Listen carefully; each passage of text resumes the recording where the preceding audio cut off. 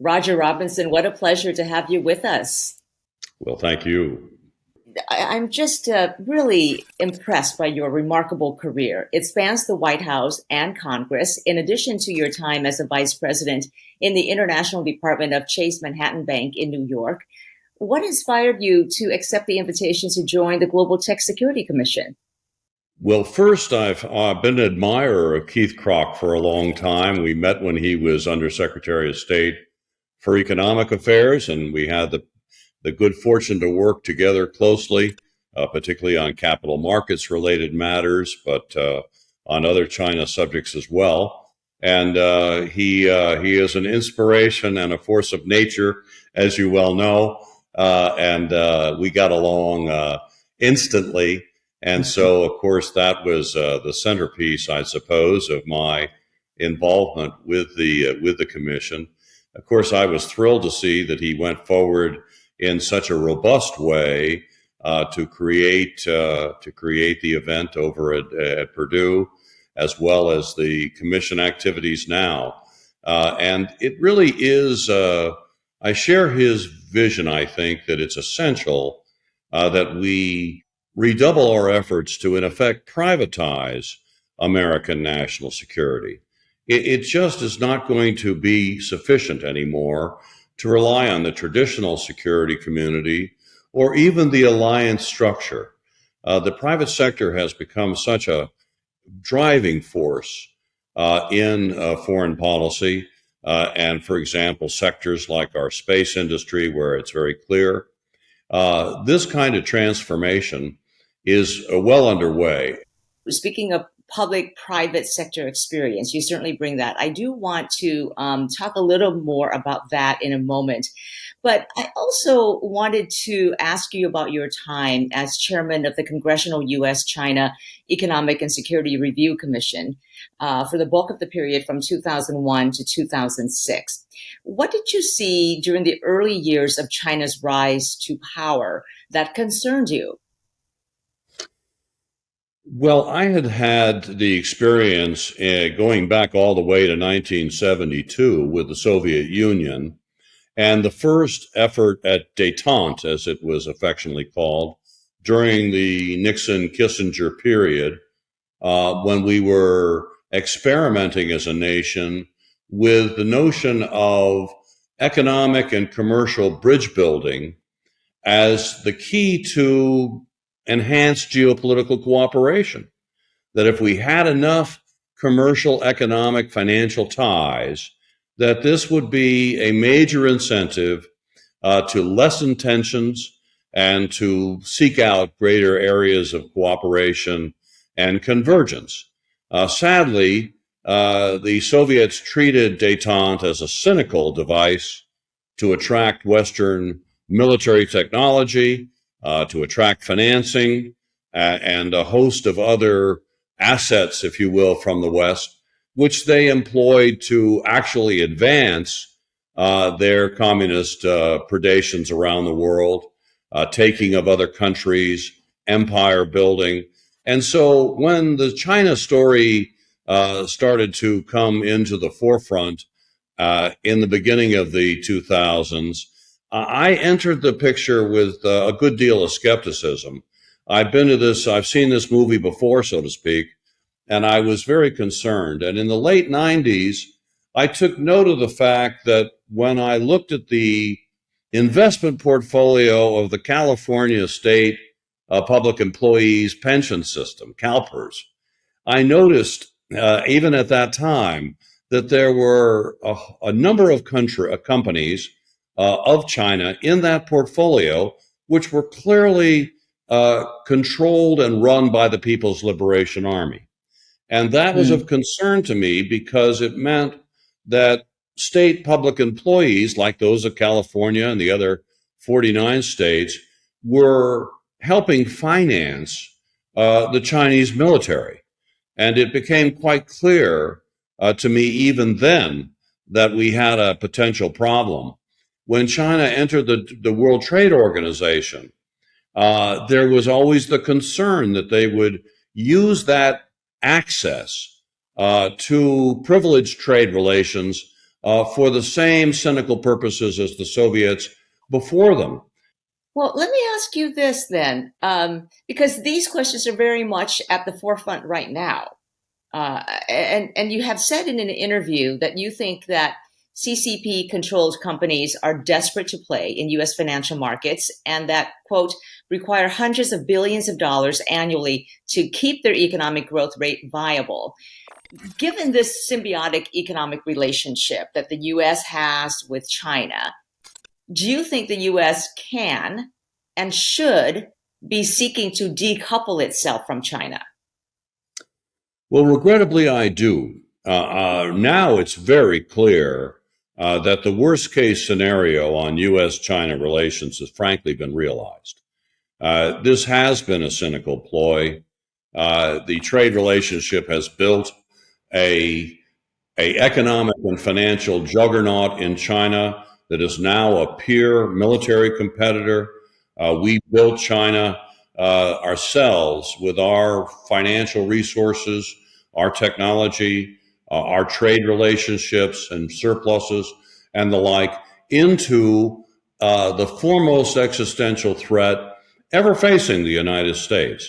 So I'm afraid this has been the building of a kind of Frankenstein circumstance here that that is now one that we have to urgently decouple from in a number of key categories, one of them being finance.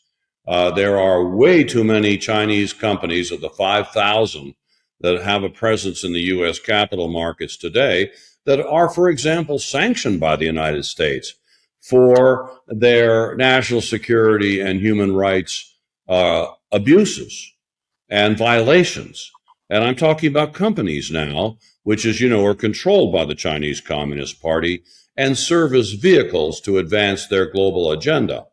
And we have to understand that these are, for the most part, corporate bad actors.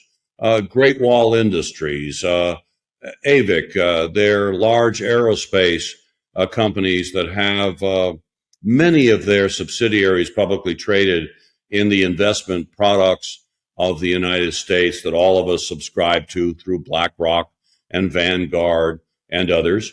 Many of the companies in the indices like MSCI and FTSE Russell are corporate bad actors, sanctioned companies, ones that have been implicated in everything from forced labor trafficking to equipping concentration camps to aiding and abetting genocide to militarizing the islands in the South China Sea, building the advanced weapon systems for the People's Liberation Army, engaging in intellectual property and technology theft, espionage.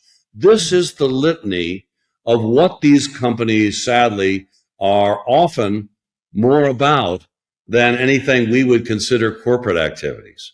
I want to also touch on your experience dealing with these kinds of issues when you were President Reagan's senior director of international economic affairs at the National Security Council. And during that time, you faced off against the Soviet Union. What role did the NSC's strategy of denying Soviet access to Western technology, equipment, and capital play in the ultimate takedown of the Soviet Union? And what can we extrapolate from that in terms of lessons that can be applied to China? Well, I know I have a certain bias here because I had the privilege to be the principal architect of the economic and financial strategy dedicated to the takedown of the Soviet Union, something that I had been able to glean because of knowing where all the money was as a vice president division executive in charge of the Soviet Union, Central Eastern Europe, and Yugoslavia for Chase Manhattan for 5 years, and my master's degree in the economies of those countries. So I've been kicking around the economic and financial portfolio for a very long time. I would just say that it played, in my humble judgment, the decisive role.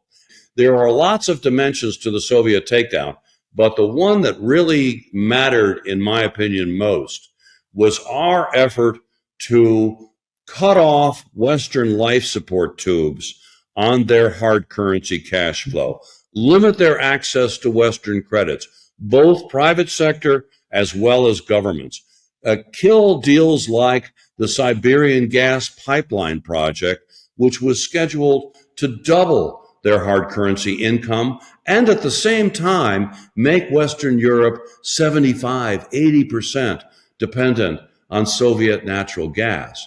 We've seen the results in the war with Ukraine. Just imagine if that number was not 40%, but 80%. And that's the difference Ronald Reagan made there. So you can see that going after that cash flow, going after the financing is the one thing that they couldn't bear. Just a couple of days before the collapse of the Soviet Union, they defaulted on $96 billion in Western hard currency debt.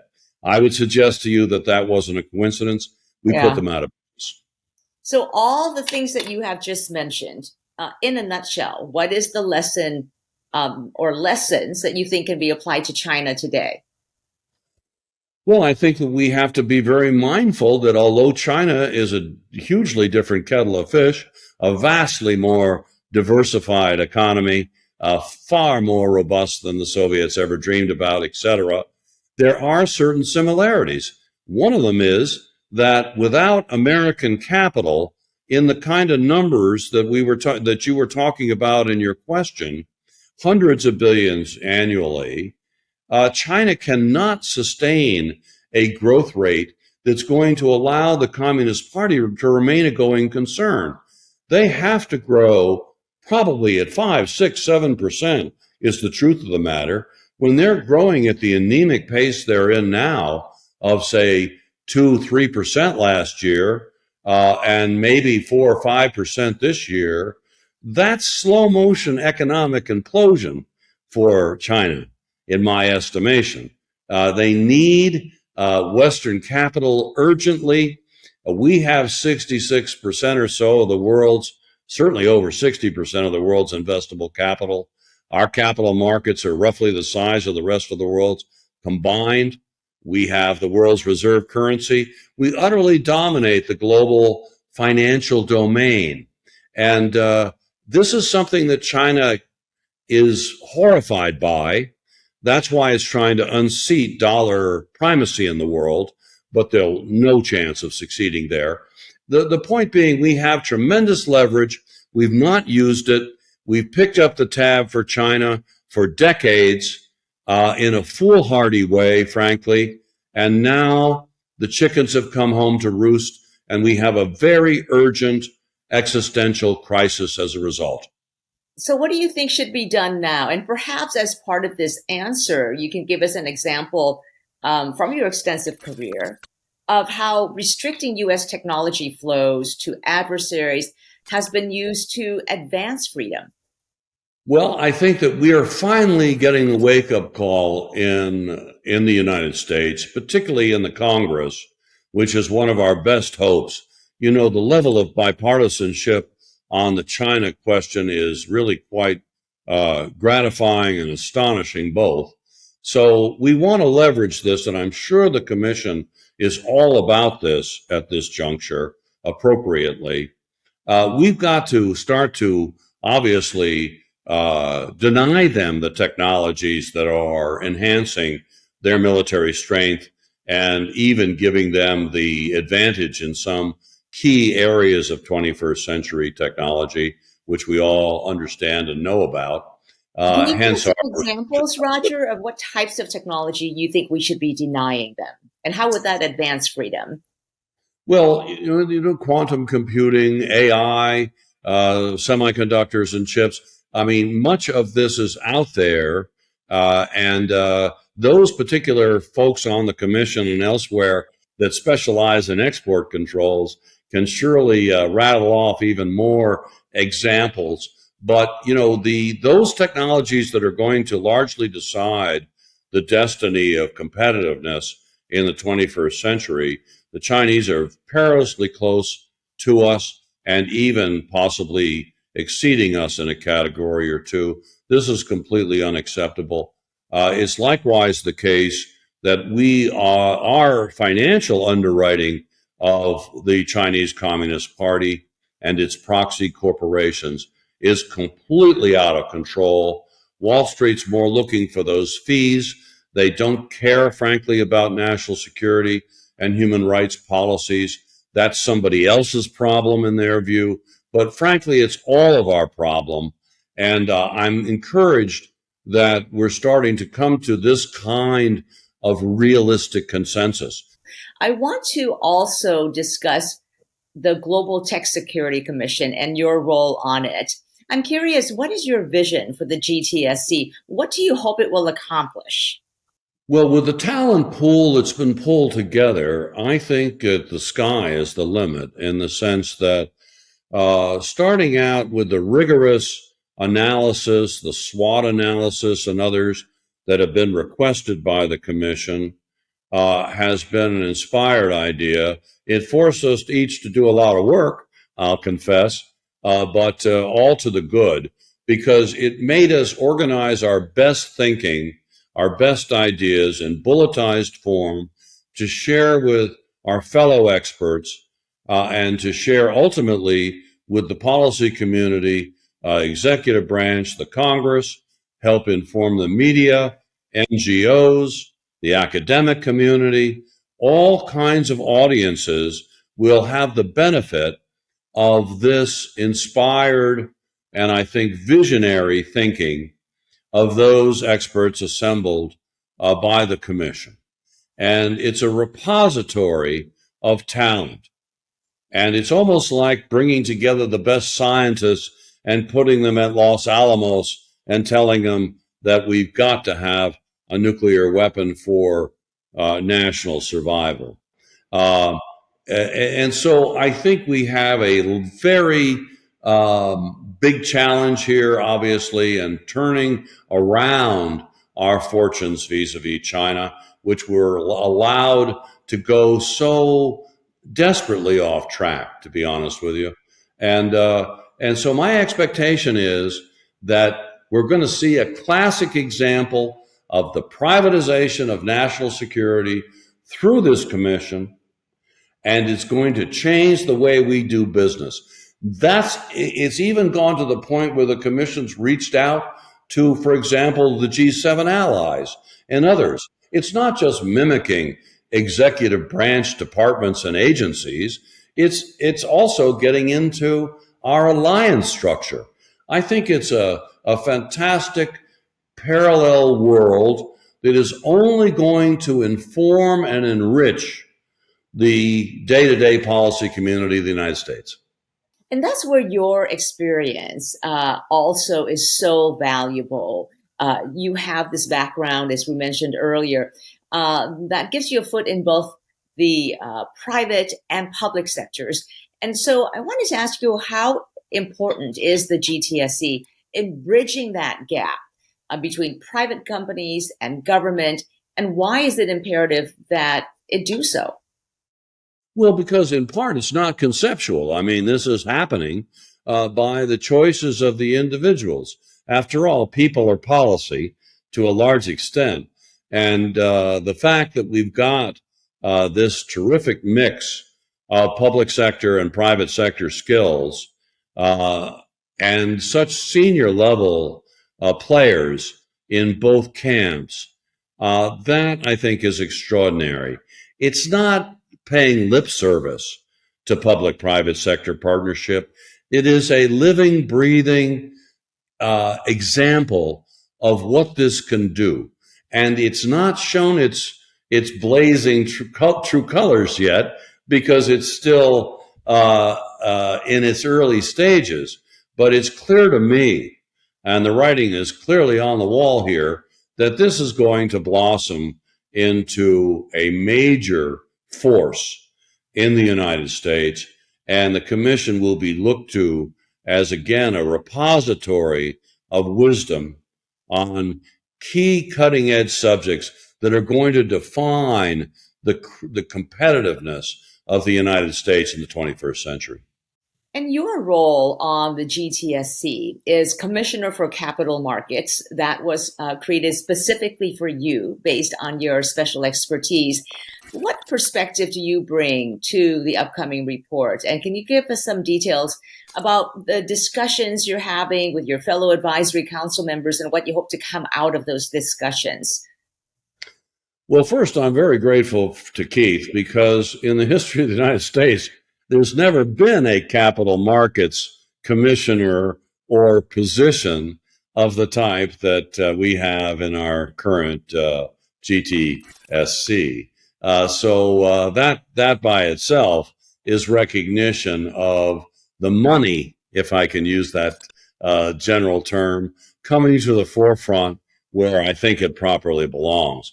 It's one thing to talk about, again, technology and trade and currency manipulation and a number of other established subject matter. But where has been the discussions about the money, about the multi-trillion dollars that have been transferred from the investment portfolios of well over 100 million Americans, average American retail investors, directly to the coffers of the Chinese Communist Party for its discretionary use. Given that backdrop, Roger, what do you hope will come out of the discussions with your fellow advisory council members as part of the GTSC? Well, I think that all of us can agree that there's been a total breakdown in discipline, in due diligence, in material risk disclosure, in insisting on regulatory soundness, investor protection. Where has been the screening like we have for Chinese foreign investment in the United States? Where was the screening to make sure that we don't have national security abusers that we're unwittingly financing in our pension funds or other investment vehicles? So the point is, I think all of the commissioners would agree they may not subscribe to all of my recommendations and views, but I think that the story is so compelling for action that we can largely de-risk, decouple financially quite urgently, because the truth is that the bulk of these China companies, well, let me put it this way, not one Chinese company, for example, of the 5,000 in our markets is compliant with U.S. federal securities laws. Not one. Now, let's start there. So we're giving preferential treatment to these companies that an American company or other foreign company could never get. I don't understand that. Why can't we're not even giving China equal treatment, but preferential treatment? That's completely uncalled for. We have to cycle back just like we did with the Soviets.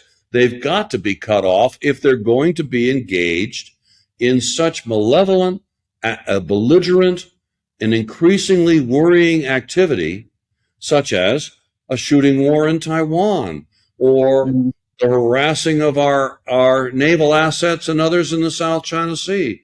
We cannot stand for this kind of thing any longer, and certainly we can't underwrite it with our money. On that note, Roger Robinson, thank you so much for your insights. You are a fountain of information. It has been a pleasure to have you with us. Thank you so much.